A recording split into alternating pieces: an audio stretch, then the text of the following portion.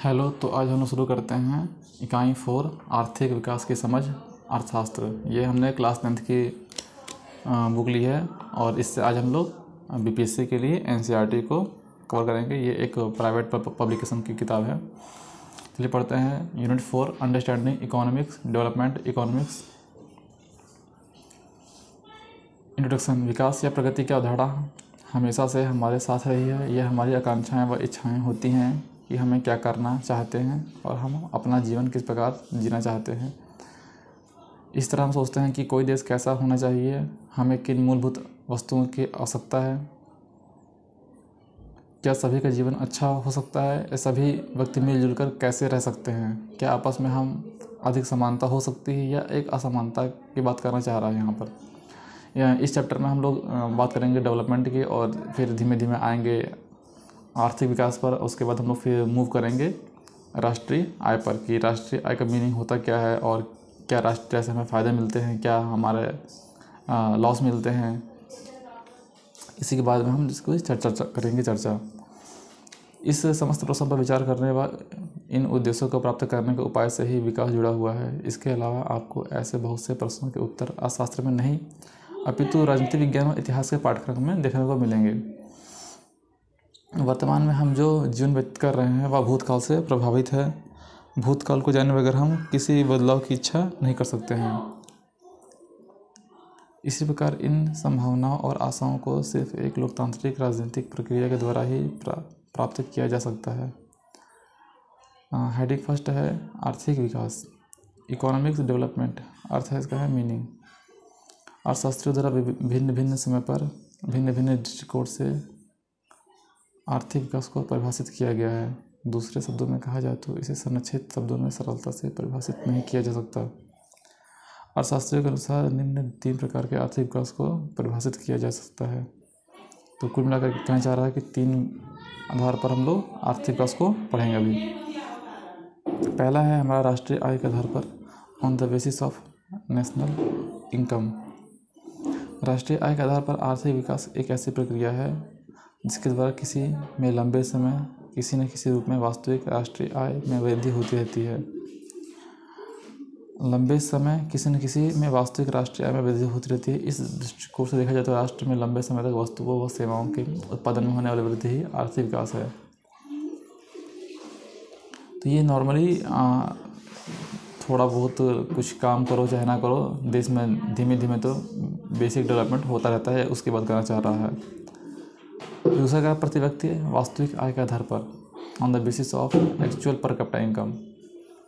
प्रति व्यक्ति वास्तविक आय के आधार पर आर्थिक विकास एक ऐसी प्रक्रिया है जिसके द्वारा किसी अर्थव्यवस्था में वस्तुओं व सेवाओं के उत्पादन में प्रति व्यक्ति दीर्घकाल तक लगातार वृद्धि होती है। और ये बात कर रहा है प्रति व्यक्ति आय, जिसमें हम लोग नॉर्मल आजकल चाहते हैं कि प्रति व्यक्ति आय क्या बढ़ रही है, कितने हमारे फैक्ट्री लग रही हैं, हम लोगों ने कितना डेवलपमेंट किया। तो ये इसके बारे में सेकंड पॉइंट चर्चा कर रहा है। आर्थिक कल्याण के आधार पर, on the basis of economic welfare. आर्थिक कल्याण के आधार पर कैसा विकास हम चाहते हैं, एक ऐसी प्रक्रिया जिसके द्वारा राष्ट्रीय आय प्रति व्यक्ति आय में बढ़ोतरी के साथ साथ जीवन स्तर, लाइफ स्टाइल कैसी है, वहाँ की एजुकेशन कैसा है, वहाँ पर हॉस्पिटलिटी कैसी है। ऐसा तो नहीं कि केवल पैसा बढ़ जा रहा है और वहाँ पर चिकित्सा है ही नहीं, या वहाँ के लोग खुशी नहीं है थोड़ा सा भी। तो ये on the basis of economic welfare की बात करना चाह रहा हूँ। चिकित्सा, जीवन उपयोगी सुविधाएं आदि में सुधार होता है, अर्थात आर्थिक विकास से राष्ट्र का सर्वांगीण विकास होता है। सामाजिक कल्याण में वृद्धि होती है। अब आते हैं एक तीनों को मिलाकर हम लोग एक संतुलित परिभाषा बना रहे हैं। आर्थिक विकास क्या है? आर्थिक विकास एक ऐसी सतत प्रक्रिया है, चलने वाली प्रक्रिया है जिसके द्वारा किसी राष्ट्र की राष्ट्रीय आय, प्रति व्यक्ति वास्तविक आय तथा जीवन स्तर एवं भौतिक कल्याण में दीर्घकालीन वृद्धि होती है।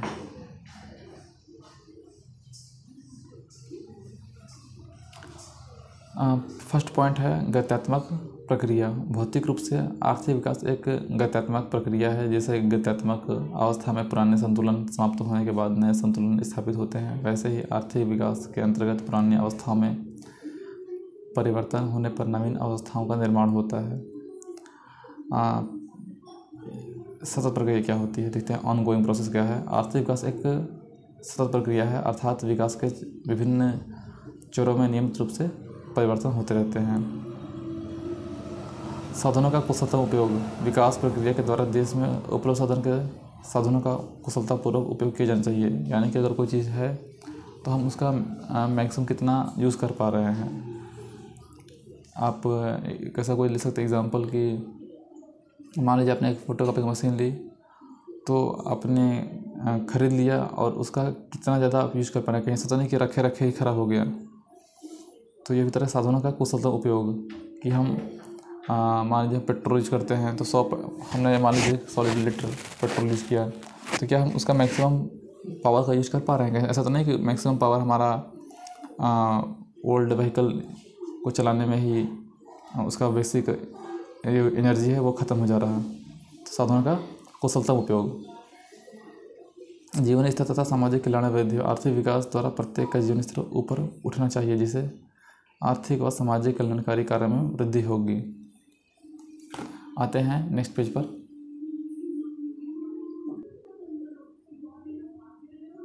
अब आते हैं बहुमुखी अवधारणा क्या होती है। आर्थिक विकास में मौद्रिक व वास्तविक आय में बढ़ोतरी के साथ साथ सामाजिक, सांस्कृतिक और आर्थिक परिस्थिति में भी सुधार होता है। यही कारण है कि आर्थिक विकास को ही एक बहुमुखी अवधारणा कहा जाता है।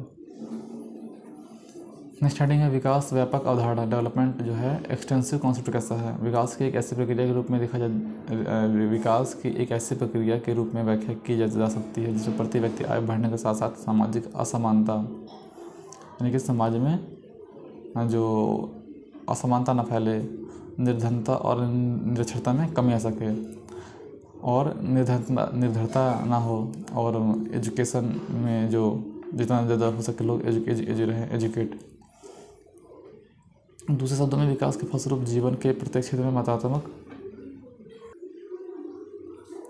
मात्रात्मक और गुणात्मक सुधार होना चाहिए। विकास की अवधारणा अत्यंत व्यापक है। भिन्न भिन्न व्यक्तियों के लिए इसका अर्थ पृथक पृथक हो सकता है। एक व्यक्ति के लिए जो स्थिति विकास है वह हो सकता है कि दूसरे व्यक्ति के लिए विकास ना हो। ये समझते हैं कि कैसे जो किसी के लिए विकास है दूसरे के लिए विकास नहीं हो सकता है। आदि लेते एक एग्जाम्पल, यदि कोई मजदूर अपना मेहनताना बढ़ाता है तो यह उसके लिए विकास हुआ, परंतु उसका यही विकास उससे संबंधित ठेकेदार अथवा उद्योगपति के लिए अतिरिक्त खर्चे का सबब बन जाएगा। इस विरोधाभास को अगले कुछ उदाहरणों और स्पष्ट रूप से समझा जा सकता है। आइए देखते हैं। एक और व्यापारी अपने उत्पादों को अधिक कीमत पर बेचकर लाभ कमाना चाहता है और दूसरी ओर गरीब व्यक्ति उस उत्पाद को कम कीमत पर खरीद कर अपने खर्च को नियंत्रित करना चाहता है। यानी कि अगर व्यापारी पैसा कमाएगा तो उसका लाभ है, हम चाहते हैं हमको बहुत सस्ते मिले तो ये हमारा लाभ है। तो एक का लाभ दूसरे के लिए हानि और दूसरे का हानि एक के लिए लाभ बन जाता है। तो यह भी एक विकास का एक बताना चाहता है कि हाँ ये कैसे एक एक्सटेंसिव कॉन्सेप्ट है। उपयुक्त पीरियड से आप समझ गए होंगे एक पक्ष का विकास दूसरे पक्ष के लिए समस्या उत्पन्न कर सकता है। यही कारण है कि विकास का परिणाम एक समान न होकर पृथक पृथक होता है। यदि व्यापक दृष्टिकोण से मूल्यांकन किया जाए तो यह बात भी स्पष्ट हो जाती है कि अच्छा जीवन यापन करने के लिए सभी सुविधा एवं सीमाएं मुहैया कराने में धन भी 100% रूप से सक्षम नहीं है। उदाहरण, धन से आय सुविधा खरीद सकते हैं परंतु सुख एवं शांति नहीं खरीद सकते हैं। आप लोग ही अपने घर में बताइए कि क्या कोई अगर बेटा अपने घर में किसी को प्यार करता है तो क्या उसके बदले में वो मनी लेता है, या कोई घर का ही व्यक्ति अपने लड़कियों को प्यार करता है, हंसा खिला रहा है, तो क्या उसके बदले में उसको घर वालों को मनी मिल रही है। तो हम लोग केवल धन से आय और सुविधा प्राप्त कर सकते हैं परंतु 100% सुख और शांति नहीं प्राप्त कर सकते हैं। इसको हम इकोनॉमी से कैलकुलेट नहीं कर पाते हैं। यह इसका एक दोष भी है।